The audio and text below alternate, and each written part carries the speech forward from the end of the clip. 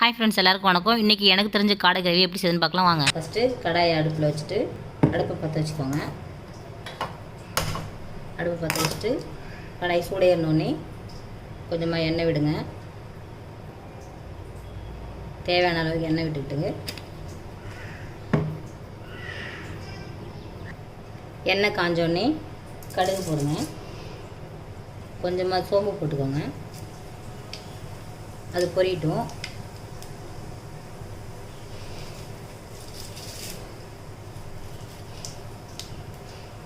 அதுக்கப்புறம் கருவேப்பிலை போட்டுக்கோங்க.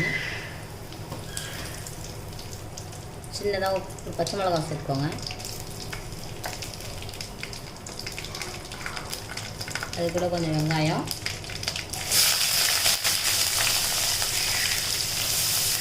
கொஞ்சம் தக்காளி,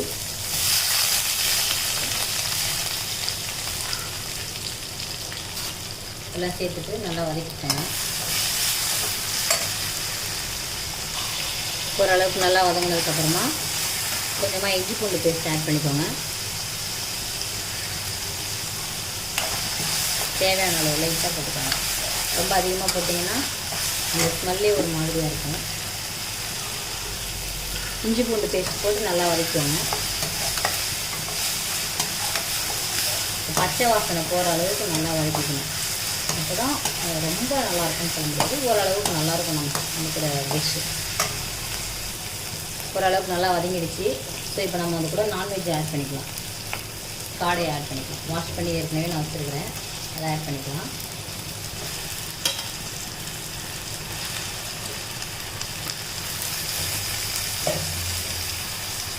ஆட் பண்ணிவிட்டு கொஞ்சம் வதக்கிக்கலாம்.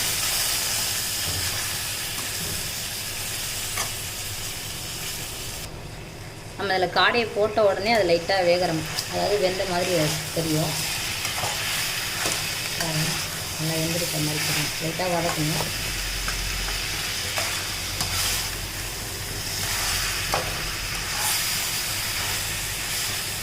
கொஞ்ச நேரம் அப்படியே வதங்கட்டும். லைட்டாக லோ ஃப்ளேமில் லைட்டாக வேகட்டும். ஓரளவுக்கு லைட்டாக வதங்கிடுச்சு.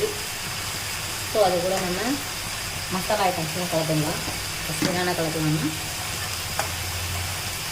மஞ்சத்தூள்,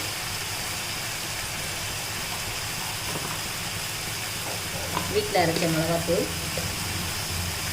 குழம்பு மிளகாத்தூள்,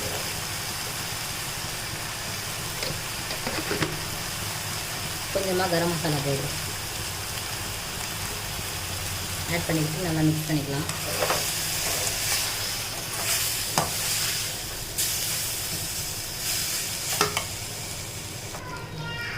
நல்லா அழகாக மிக்ஸ் ஆகிடுச்சு.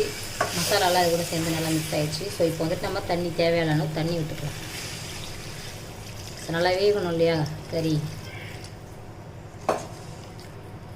காடை வந்துட்டு நல்லா வேகணும். ஸோ அதனால் நம்ம தேவையான அளவு தண்ணி விட்டு ஹை ஃப்ளேமில் வச்சுக்கலாம்.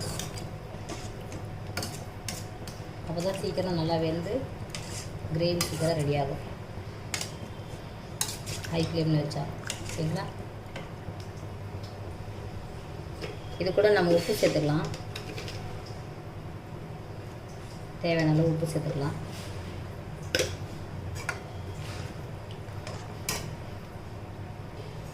ஸோ இப்போ இதில் எல்லாமே மிக்ஸ் பண்ணியாச்சு. நம்ம வந்துட்டு மூடி போட்டு மூடி வச்சிடலாம். நல்லா வெந்ததுக்கப்புறமா ஓப்பன் பண்ணி பார்க்கலாம் ஒரு 10 மினிட்ஸ்க்கு அப்புறம். ஸோ இப்போ கிரேவி நல்லா கொதிச்சிட்ருக்கு. இந்த டைமில் கோகோனட் பேஸ்ட் வந்துட்டு நம்ம அதில் மிக்ஸ் பண்ணிக்கலாம். நான் வாட்டர் மிக்ஸ் பண்ணி வச்சுருக்கேன் லைட்டாக.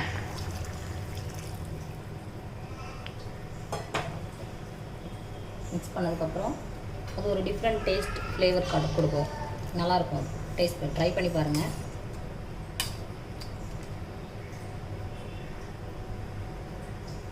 திரும்பவும் மூடி வச்சிடலாம். வாங்க இப்போ கிரேவியை திறந்து பார்த்துடலாம். வாவ், நல்லா சூப்பராக ரெடி ஆகிட்டுருக்கு. ரெடி ஆகிடுச்சு. ஸோ இது வேறு பாத்திரத்துக்கு இப்போ மாற்றிக்கலாம். நல்லா திக்காக வந்துருக்கு பாருங்கள் கிரேவி. இந்த பதத்துக்கு இருந்தால் தான் நம்ம சாப்பாடில் போட்டு சாப்பிட்றதுக்கு நல்லா டேஸ்ட். இறக்கிடலாமா? அவ்வளோதான், காடை கிரேவி ரெடி. எனக்கு தெரிஞ்ச காடை கிரேவி அவ்வளோதான். ஸோ இதில் கொஞ்சமாக கொத்தமல்லி தூவிக்கலாம்.